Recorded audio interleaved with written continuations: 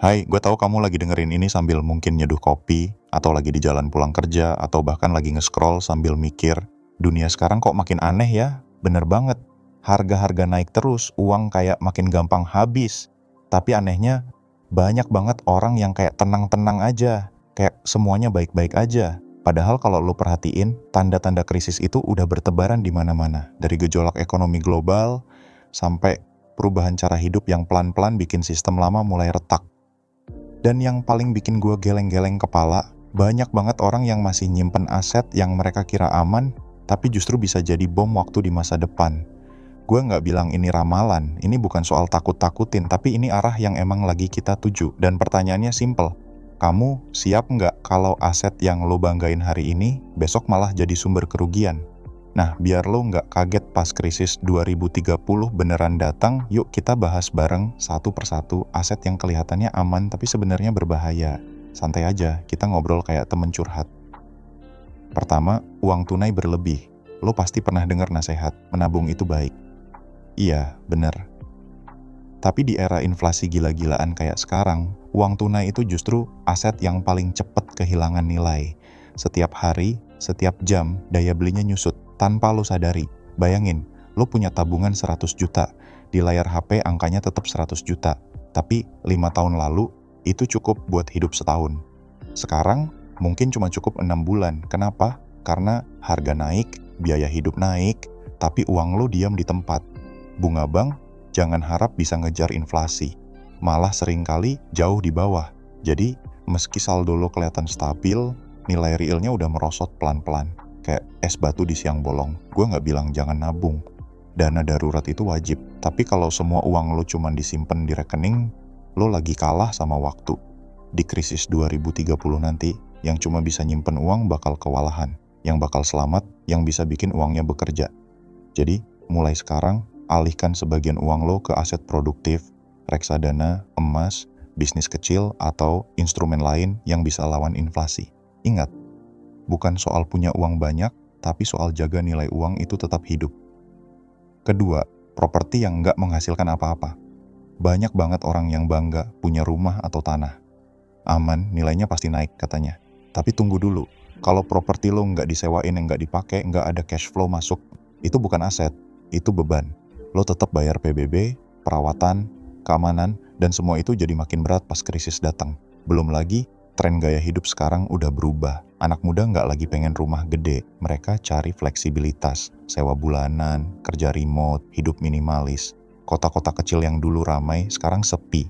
Artinya, nilai properti di lokasi tertentu bisa justru turun, meski lo nggak sadar. Jadi, sebelum lo bangga punya aset besar, tanya dulu, aset ini bantu gue bertahan atau malah bikin gue makin terjepit? Kalau properti lo nggak produktif, coba pertimbangkan, sewakan, kembangkan, atau lepas. Iya, lepas. Kadang, melepas aset mati buat dialihkan ke aset hidup justru langkah paling bijak menjelang krisis. Ketiga, kendaraan mewah. Mobil sport, motor gede, mobil keluaran terbaru, keren banget, gengsi naik, orang pada lihat. Tapi begitu keluar dari showroom, nilainya langsung anjlok. Dan setiap kilometer, nilainya makin menyusut. Di masa ekonomi nggak pasti, kendaraan kayak gini bisa jadi beban berat. Bensin mahal, servis mahal, pajak mewah, cicilan nggak habis-habis. Apalagi kalau lo beli bukan karena butuh, tapi karena gengsi. Gengsi itu racun halus. Dia bikin lo merasa sukses, padahal dompet lo lagi jalan di atas jurang. Tanya diri lo, kendaraan ini menghasilkan atau menghabiskan? Kalau dipakai buat kerja, antar barang, atau bantu produktivitas, masih masuk akal. Tapi kalau cuma dipajang di garasi dan bikin tagihan datang tiap bulan, itu bukan aset. Itu hobi mahal. Nggak salah pengen punya mobil bagus, tapi pastiin fondasi finansial lo kuat dulu. Di krisis 2030 nanti, yang lo butuh bukan mobil mewah, tapi kendaraan finansial yang bisa bawa lo tetap bertahan. Keempat, aset digital spekulatif tanpa fundamental. Kripto, token baru, proyek NFT, semua kelihatan keren, apalagi pas lagi naik. Tapi di balik kisah kaya mendadak, ada ribuan orang yang kehilangan semuanya. Masalahnya bukan teknologinya, tapi mindset cepat kaya. Banyak proyek digital dibangun cuma buat manfaatin hype, bukan buat bikin nilai nyata. Begitu tren redup, harganya anjlok, bahkan hilang tanpa jejak. Di krisis 2030, pasar digital bakal disaring habis-habisan. Yang bertahan cuma yang punya produk nyata, tim jelas, dan pengguna aktif. Sisanya, lenyap.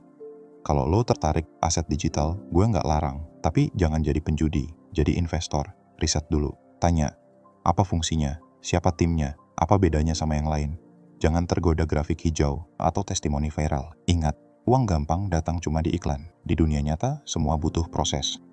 Kelima, gaya hidup boros dan cicilan konsumtif. Ini yang paling sering diabaikan. Setiap kali gaji naik, yang naik duluan bukan tabungan, tapi gaya hidup.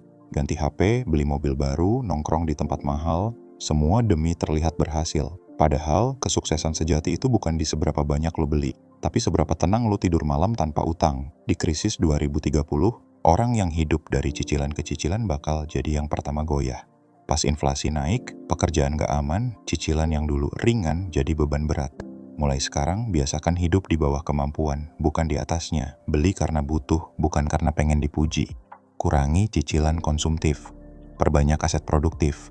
Kesederhanaan bukan tanda miskin. Itu tanda lo bisa kendaliin diri. Dan di masa krisis, pengendalian diri itu bentuk kekayaan paling berharga. Keenam, saham perusahaan besar yang stagnan. Perusahaan ini udah puluhan tahun, pasti aman katanya. Tapi sejarah udah buktiin, yang nggak berubah bakal tertinggal. Banyak raksasa bisnis dulu sekarang tinggal nama. Kenapa? Gagal adaptasi. Dunia udah masuk era AI, otomatisasi, digitalisasi. Startup kecil yang lincah bisa gusur perusahaan besar yang lambat. Di 2030, yang bakal tumbang bukan bisnis kecil, tapi bisnis yang menolak berubah. Jadi, jangan cuma lihat nama besar. Tanya, apakah perusahaan ini masih relevan 5-10 tahun lagi? Kalau mereka masih pakai cara lama, nggak invest di inovasi, atau nggak peduli tren baru, lo mungkin lagi pegang bom waktu. Sebagai investor, tugas lo bukan cuma taruh uang, tapi taruh visi. Pilih perusahaan yang cepat beradaptasi, karena di dunia yang berubah secepat ini, yang paling tanggap yang bakal menang. Ketujuh, barang koleksi tanpa pasar liquid.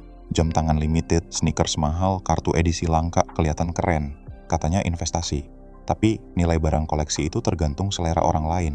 Pas lagi tren, harganya melejit.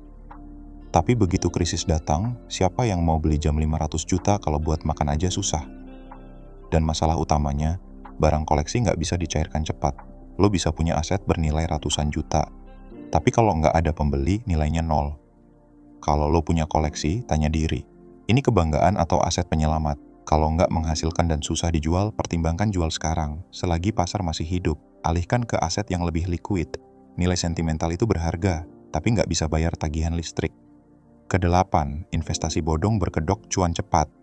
Ini yang paling berbahaya. Mereka datang dengan wajah ramah, janji profit gila, modal kecil untung besar. Dan yang paling ngeri, orang pintar pun bisa kena. Karena yang dimainin bukan logika, tapi emosi. Takut ketinggalan, serakah, pengen cepet kaya. Padahal, dibalik semua itu, seringkali nggak ada bisnis nyata. Cuma skema piramida yang hidup dari uang investor baru. Sampai akhirnya runtuh. Di masa krisis, penipu kayak gini makin merajalela. Mereka tampil profesional, kantor mewah, endorse seleb, testimoni palsu di medsos. Semua dibikin buat bikin lo percaya. Tapi ingat satu hal, kalau untungnya gede, risikonya pasti gede juga. Kalau katanya tanpa risiko, itu pasti jebakan. Sebelum lo ikut, tanya, dari mana keuntungan ini beneran datang? Kalau jawaban yang nggak masuk akal, lo lagi ngelihat lubang hitam, bukan peluang. Lebih baik ketinggalan kesempatan daripada kehilangan seluruh masa depan. Jadi, krisis 2030 bukan akhir dunia. Tapi ini akhir dari cara lama kita berpikir soal uang, aset, dan keamanan. Yang dulu dianggap aman, sekarang bisa jadi risiko. Yang dulu diabaikan, justru bisa jadi penyelamat. Dan yang bakal selamat bukan yang paling kaya, tapi yang paling sadar, paling siap, dan paling mau beradaptasi.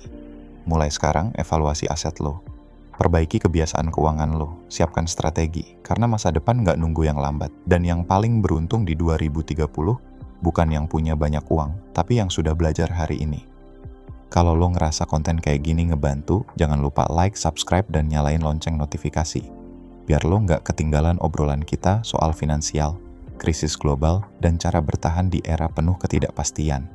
Dan tulis di kolom komentar, aset mana yang bikin lo mikir ulang setelah denger ini. Gue pengen denger cerita lo, karena di masa menuju 2030, pengetahuan itu bukan cuma kekuatan, tapi perlindungan. Sampai ketemu di episode berikutnya. Stay safe, stay smart.